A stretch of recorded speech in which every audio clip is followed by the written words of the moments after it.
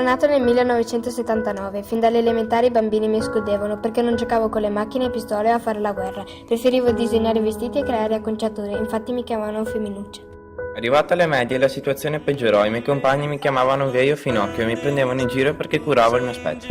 Infatti, finiti i 3 anni, scelsi la scuola di estetica, perché in fondo era quello che mi piaceva fare, fregandomi delle persone che mi giudicavano. Oggi sono un uomo di 39 anni. Ho smesso di ascoltare le persone che mi prendevano in giro e mi escludevano per ciò che mi piace fare. Sono riuscito a coronare i miei sogni e diventare un estetista di successo. Spero che ora non si giudichino più le persone basandosi su stereotipi, ma che si possano valorizzare per le loro potenzialità.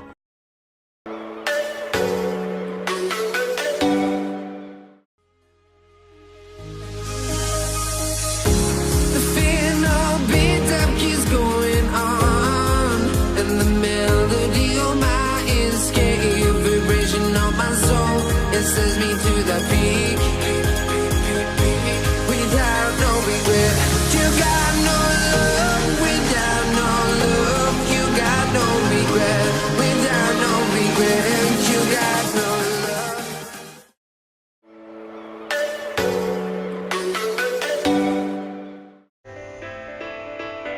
Cresciamo immersi negli stereotipi. Dovrei essere coraggioso perché sono un maschio? Solo i maschi possono giocare a pallone?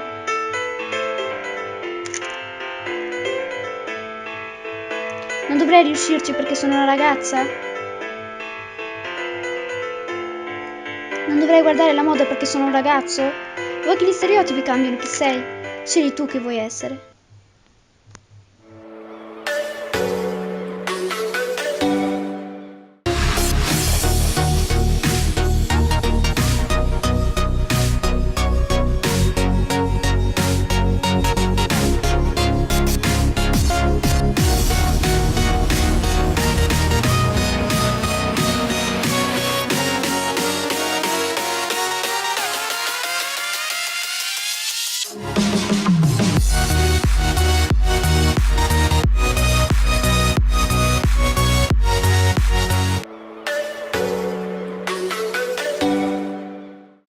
Ciao, mi chiamo Francesca.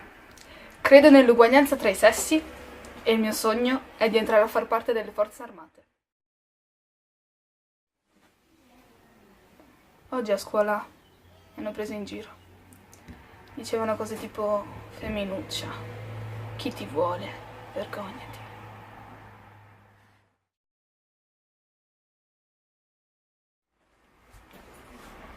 Ma io non smetto di crederci.